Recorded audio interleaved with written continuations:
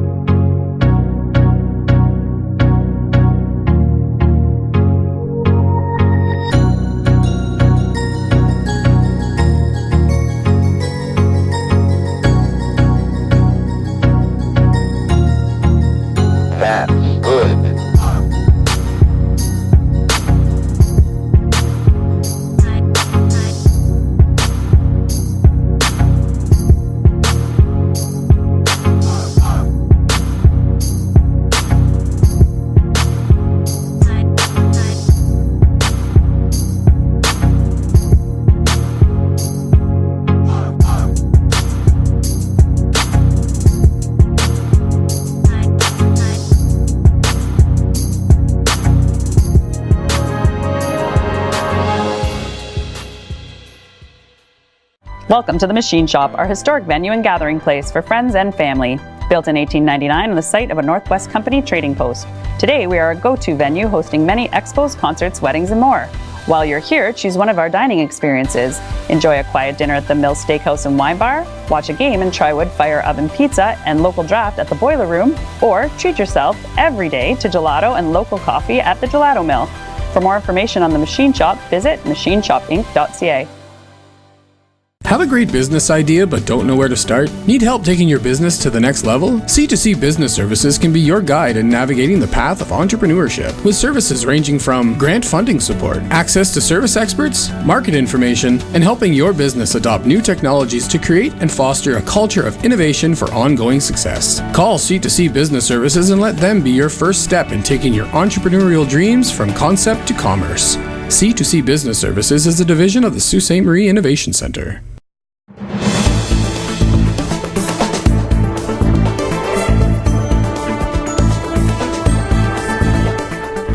Welcome back to ONNPoint. I'm Andy Martins, and I'm really thrilled to have former Chief Justice of the Ontario Superior Court, Patrick Lesage. Not many people get to interview this gentleman. He has not done an interview in 5 years. And welcome, Patrick, to the studio. Thank you so much for being here. Well, it was my good luck, I guess, to run into you at Rome's while we were waiting for our fish order to be filled. Yeah. I had it when you mentioned your name. I had an idea, and I moved on that right away. And I'm so thrilled you're here. And I tell you, I felt like I won the lottery that day. But people are wondering, somebody has a legal mind, so 50 years of law, and you've been a judge. You have a connection to Sault Ste. Marie, if you want to let our viewers know about that. Well, I've presided as a judge or worked as a Crown Attorney in every county and town, virtually every town in Ontario. But the closer connection is that my wife is a Sioux native, Susan Lang, who is the daughter of Henry Lang, who practiced law here for many, many years. Now, I should tell you that Susan Lang isn't the only person that I knew in Toronto who was a judge. In fact, my wife, Susan Lang, was on the Court of Appeal for Ontario, the highest court in Ontario. But there were three persons that were on the Court of Appeal in the last several years from Sault Ste. Marie. David Pachaco has been on the court for several years, and of course there have been others as well who've been on the Court of Appeal who are from Sault Ste. Marie. Right. And I went to school, at law school, with a number of persons from Sault Ste. Marie as well. Right. You had that connection, and yet we all knew what Henry Lang. He was very, very famous lawyer in the last 30 years that I've been in Sault Ste. Marie. You've been practicing in every corner of this province, and from a small town in Tweed. Did you enjoy being outside of Toronto a lot? Yes, I have, and of course, having grown up in a village of less than 1,200 people, it is. I must say, it was a challenge when I went to Toronto to go to law school, and with an intention never to ever stay in Toronto. So to have the privilege of, intending never to stay in Toronto, I've been there now. Since 1958, I guess, when I started law school. But I often say to people, particularly other judges, is that remember, 20% of Ontario is the population of Toronto. So Toronto is 20% of the population of Ontario. So 80% of Ontario's population live outside of Toronto. Right. So one should never forget that, and I try to remind judges of that fact. Now, when you're a judge, you have to listen well, and listening can be a tough art to do week after week. Well, it's interesting. I had worked quite hard as a Crown Attorney. Right. I prosecuted a lot of large fraud trials, which took a lot of preparation, and I thought when I became a judge, my normal day would be to start at 9:30 and go through until 4:45 in the afternoon, and I thought that would not be difficult. The reality was, at the end of my first week as a judge, I was exhausted, and that is because as a lawyer, you can sometimes allow your mind to wander when you're not too interested in what's going on. The evidence is you think is rather boring or repetitive. I mean, you still listen, but sort of. But as a judge, you must concentrate, and it's so important not only to listen, but that the parties know they have been heard.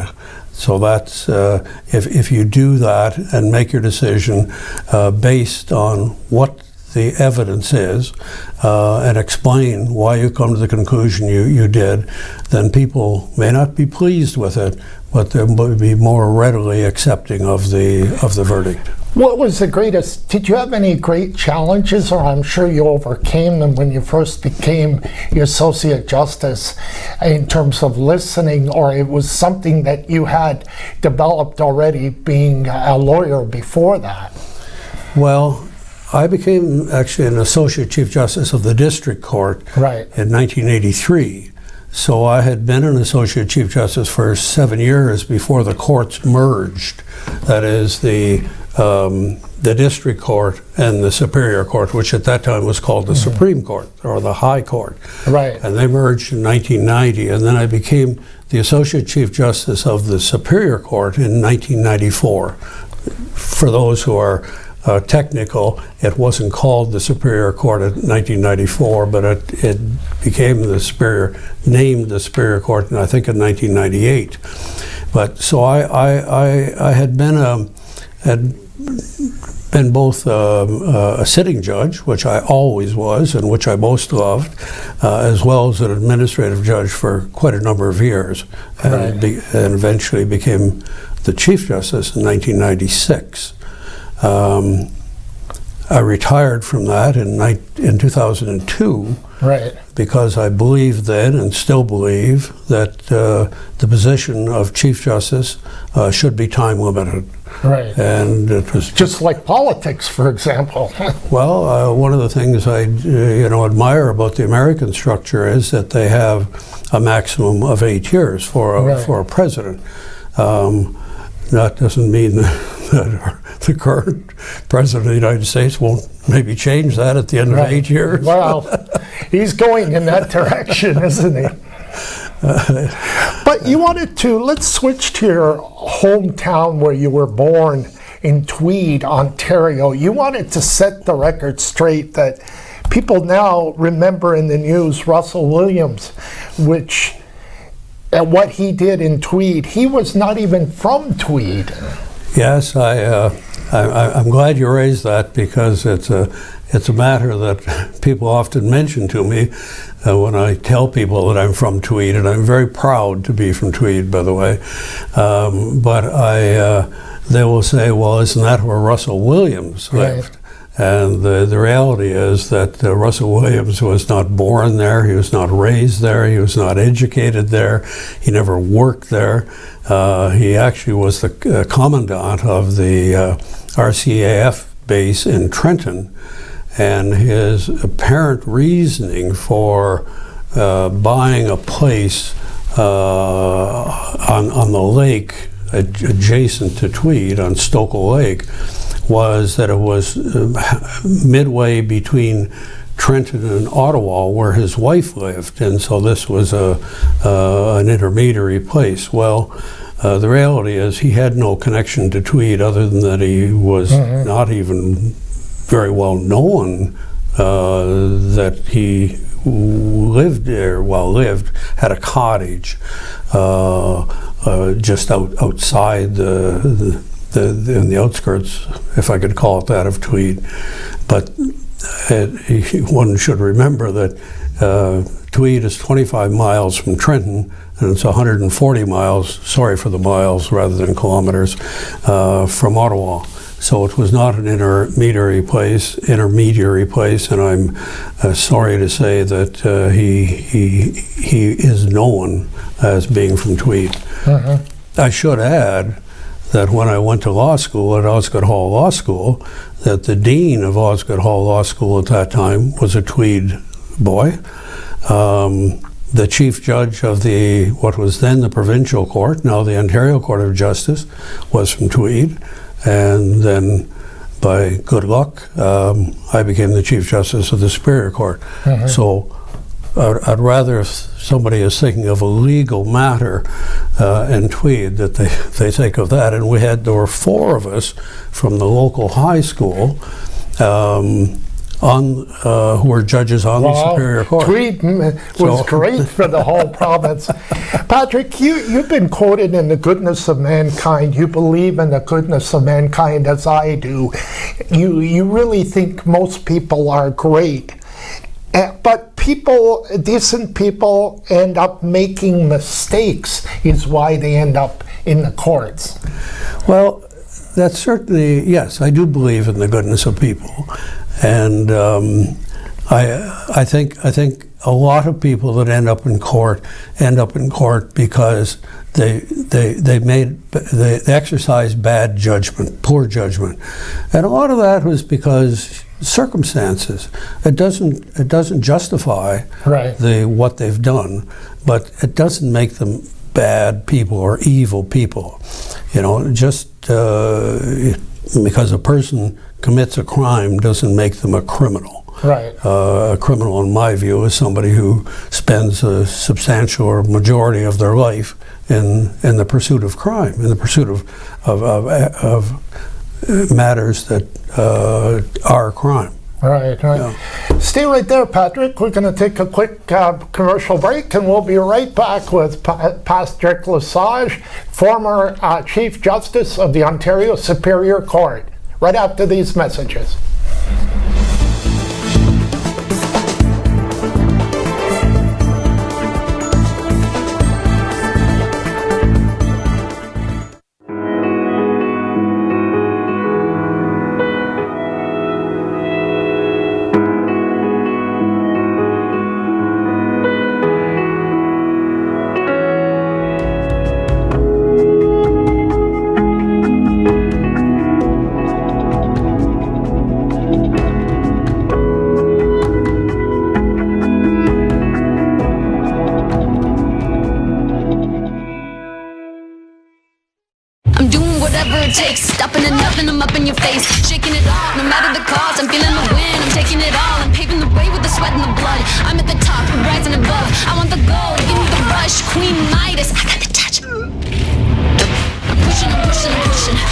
pushing, I'm pushing, I'm pushing, I'm pushing, I'm pushing, I'm pushing, I'm pushing, I'm pushing, I'm pushing, I'm pushing, I'm pushing.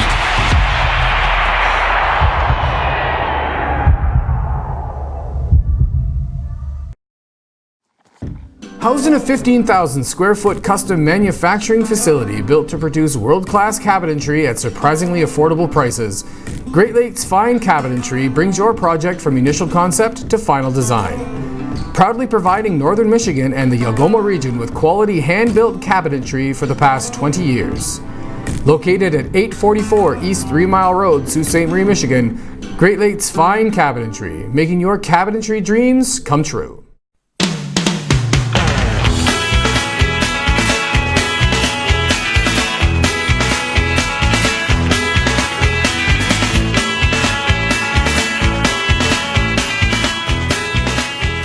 With over 45 years of experience, All Ontario Well Drilling offers hydrofracking and all well drilling services.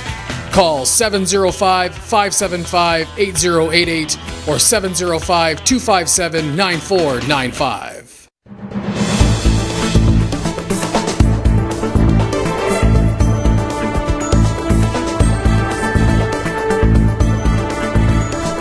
Welcome back to On Point. I'm Andy Martins. Such a thrill to have former Chief Justice of the Ontario Superior Court here with me, Patrick Lesage, and we're having a great time. We're going to talk a little bit about Paul Bernardo, Carla Homolka trial that took this province by storm in the 90s. I know some of you aren't maybe too young to remember, but 24 years ago, it was a big deal, and all through most of the 1990s. Well, I think first of all, we'll discuss, a lot of people felt that Carla Homolka got off too easily, and maybe let our viewers know there was a reason for why the prosecution did what they did.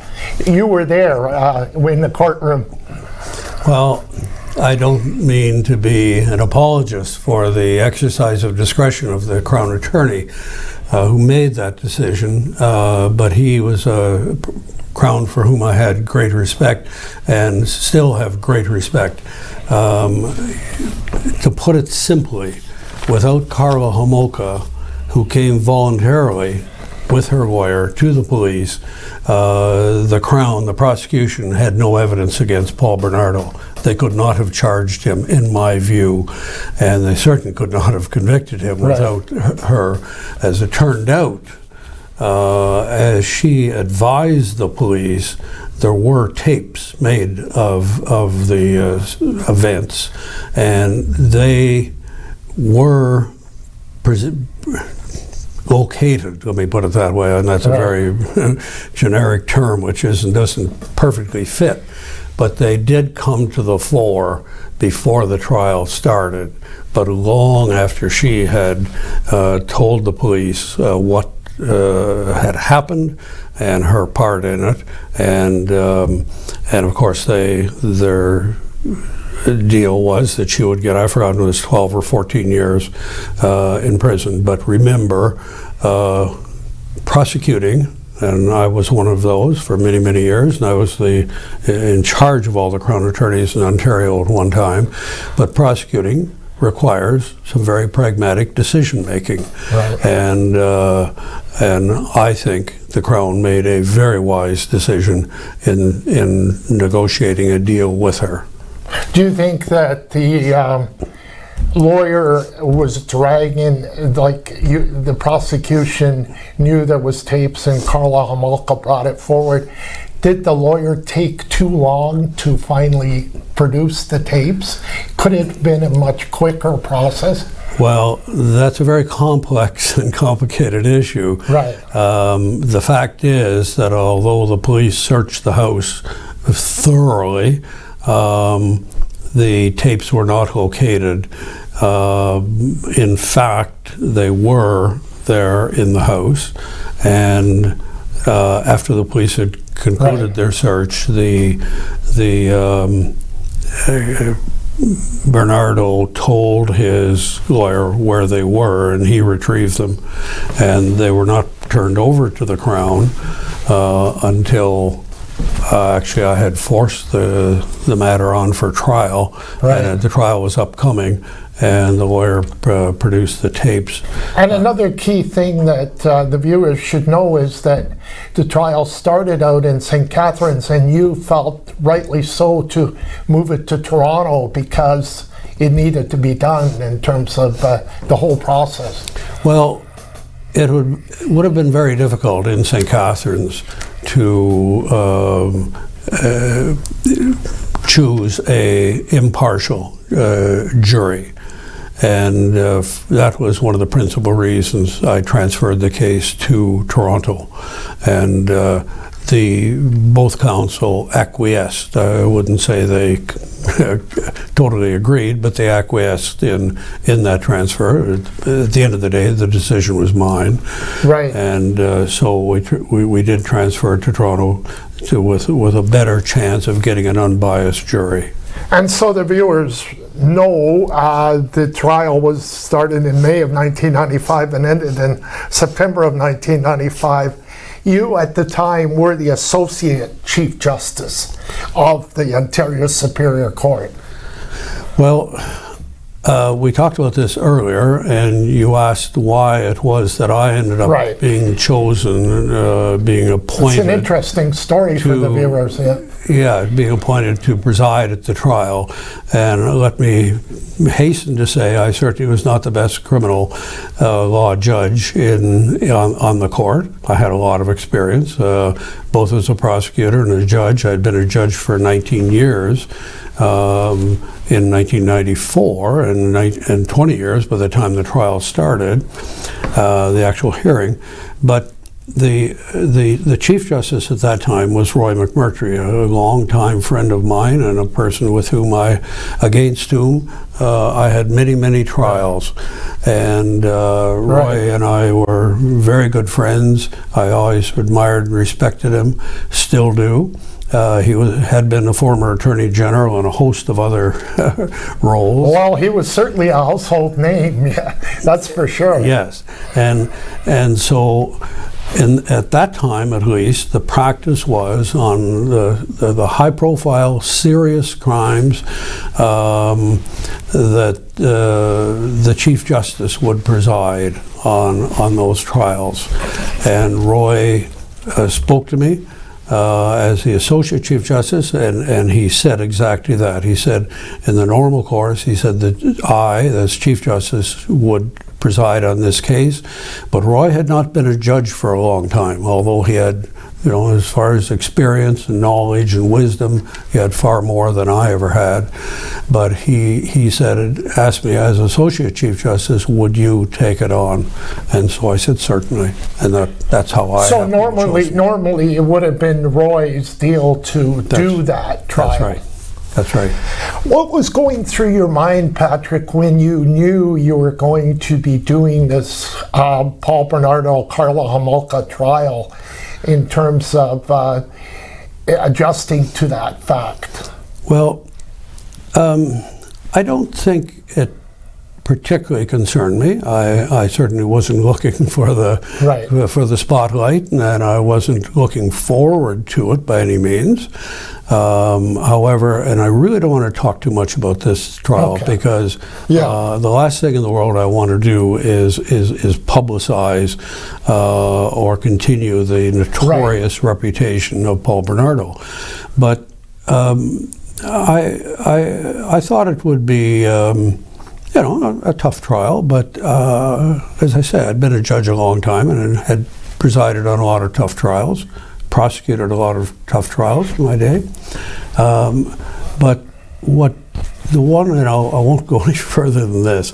The part that most shocked me was when, prior to the trial, the counsel said I should watch the videotapes, and they were shocking.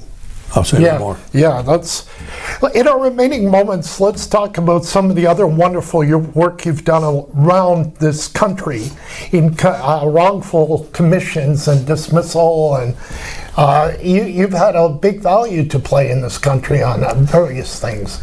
Well, I've been very fortunate, and after I left the court, as I say, I stepped down because I believe there should be time limits on the position of Chief Justice. After I left the court, I went with a law firm, but mostly I did reviews, commissions, inquiries, and that sort of thing. And yes, I presided on wrongful conviction for murder in Manitoba. I did inquiries on behalf of the Department of National Defense and the military justice system.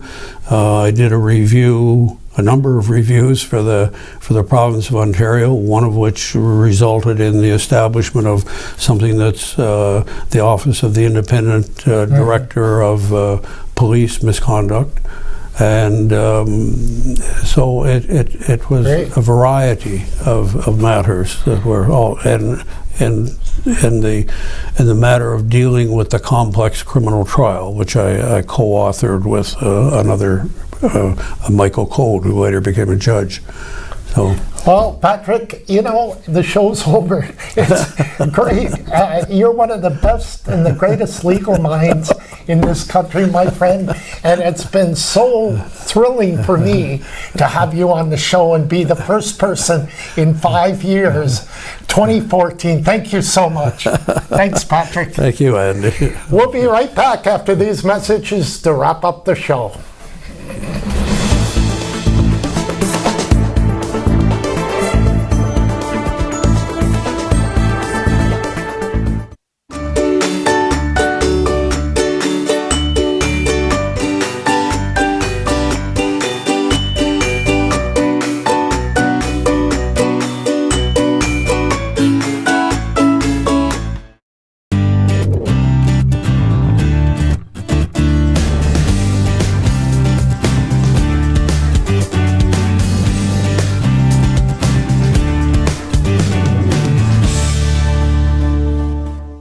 Welcome to the Machine Shop, our historic venue and gathering place for friends and family. Built in 1899 on the site of a Northwest Company trading post. Today we are a go-to venue hosting many expos, concerts, weddings, and more.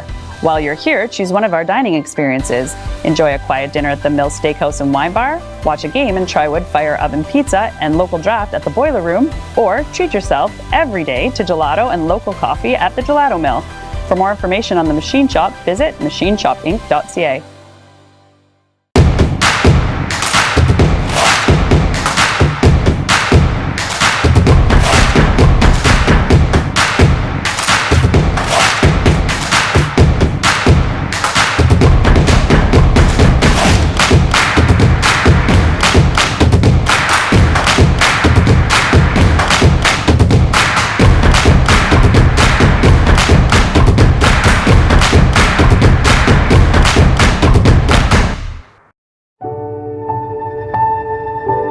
I am a mother, and I am a sister.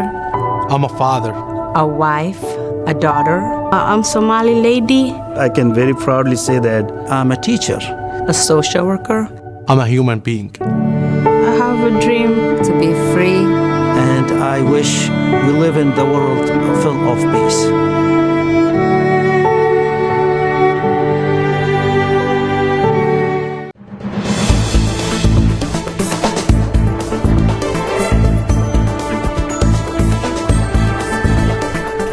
Welcome back to On Point. I'm Andy Martins. Again, thank you so much for viewing this show. I feel so privileged to have had Patrick on, the former Chief Justice of the Ontario Superior Court. Thank you for watching. We'll see you next time for On Point. I'm Andy Martins. Have a great day.